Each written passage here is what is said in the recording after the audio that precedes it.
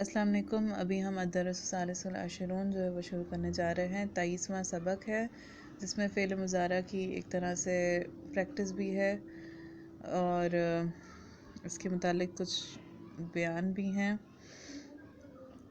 جیسے اس کے الفاظ کے معنی دیکھ لیتے ہیں۔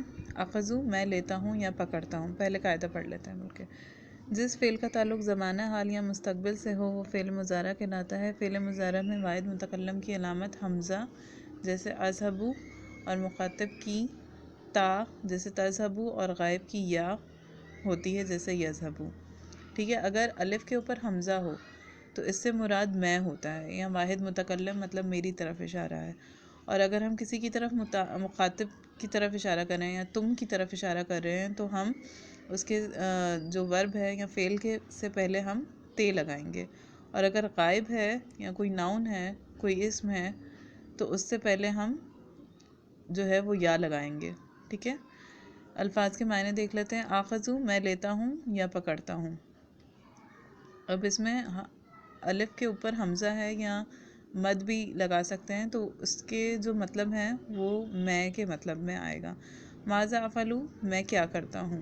اقرأ میں پڑھتا ہوں۔ اس میں سب میں الف کے اوپر حمزہ ہے اور اس کے اوپر زبر ہے، تو حمزہ کے اوپر زبر ہو یا پیش ہو تو اس کے جو مطلب بنیں گے، اس کا جو مطلب ہے وہ واحد متکلم کی علامت جو ہے وہ سمجھا جائے گا۔ اقرأوا پڑھو، اور اگر اسی الف کے نیچے اگر زیر آ جائے گا اور اوپر حمزہ نہیں ہے اور نیچے زیر آ جائے گا تو وہ امر کا صیغہ بن جائے گا، جیسے اقرأوا پڑھو۔ اغلقوا اس میں الف کے اوپر حمزہ ہے اور اس کے اوپر پیش ہے تو وہ میں آئے گا، میں بند کرتا ہوں۔ اقولو میں کہتا ہوں۔ اذهب اس میں الف کے نیچے زیر ہے تو یہ امر کا صیغہ آ جائے گا اور اس میں کوئی حکم دینے کے بارے میں جو ہے وہ بیان کیا جائے گا، جیسے جاؤ۔ خطابو خط۔ افتحوا میں کھولتا ہوں۔ خذ لے لو پکڑ لو۔ افتحوا کھولو۔ اغلق بند کرو۔ اذهب میں جاتا ہوں۔ باقی آتا یاتی آتا ہے۔ اجلس بیٹھ جاؤ۔ اکتب لکھو۔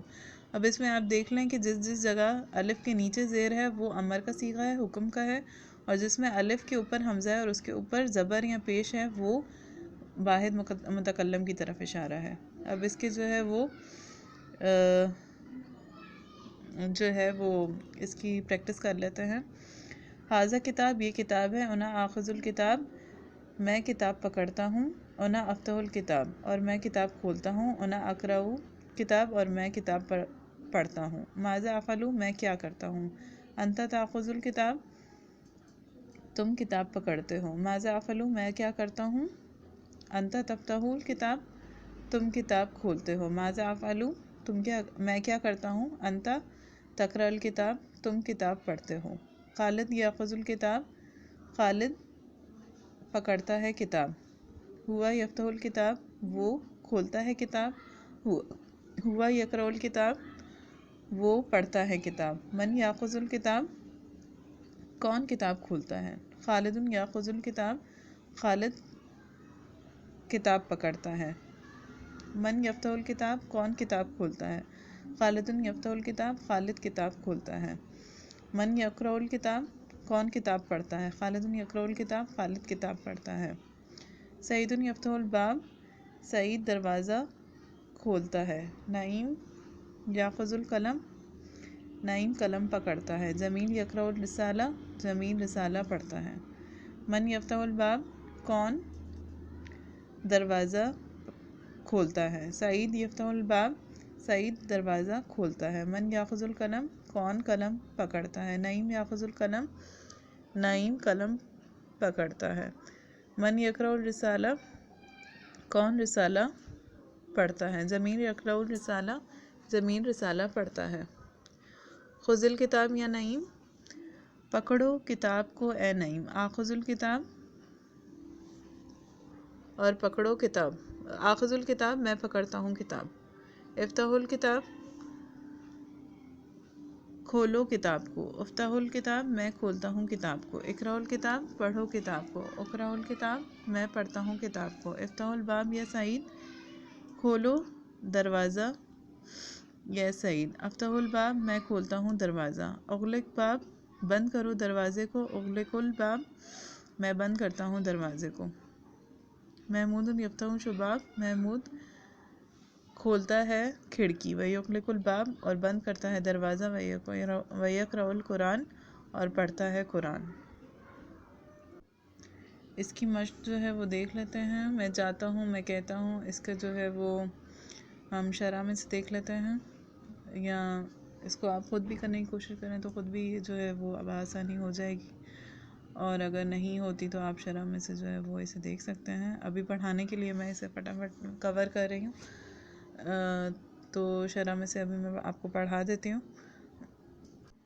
جیسے اس کے ترجمہ عربی میں کرنا ہے۔ میں جاتا ہوں، انا اذهب میں کاپی کھولتا ہوں، افتح القراصۃ خالد جاتا ہے، خالد یذهب سلیم تم جاؤ، یا سلیم اذهب اور بیٹھ جاؤ، واجلسوا میں کہتا ہوں، اقول تم کتاب پڑھتے ہو، تقرأ الکتاب شاہد آتا ہے، شاہد یاتی شاہد تم دروازہ کھولو، یا شاہد افتح الباب اور کتاب پڑھو، واقرأوا الکتاب ترجمہ کریں عربی میں۔ محمود یذهب الی المدرسہ محمود مدرسے سے جاتا ہے۔ حامد یفتح الشباک حامد کھڑکی کھولتا ہے۔ انا اقرأ القراصۃ میں کاپی پڑھتا ہوں۔ انت تقرأ الکتاب تو خط پڑھتا ہے۔ اغلق باب یا سعید اے سعید دروازہ بند کر۔ افتح الشباک اور کھڑکی کھول۔ تعال یا حامد اے حامد آ۔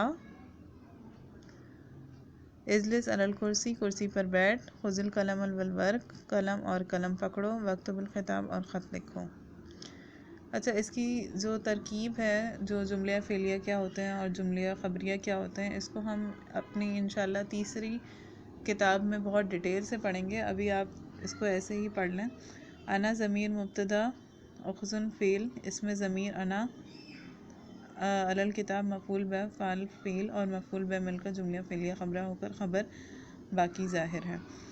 اس کو جو ہے ہم ڈیٹیل میں انشاءاللہ اپنی تیسری کتاب نحو میں پڑھیں گے، جس میں ایک ایک چیز اس میں بہت ڈیٹیل سے ہوگی۔ تب تک کے لیے آپ ان کی جو ہے وہ پریکٹس کریں، باقی مشق کی پریکٹس کریں۔ تب تک کے لیے اللہ حافظ۔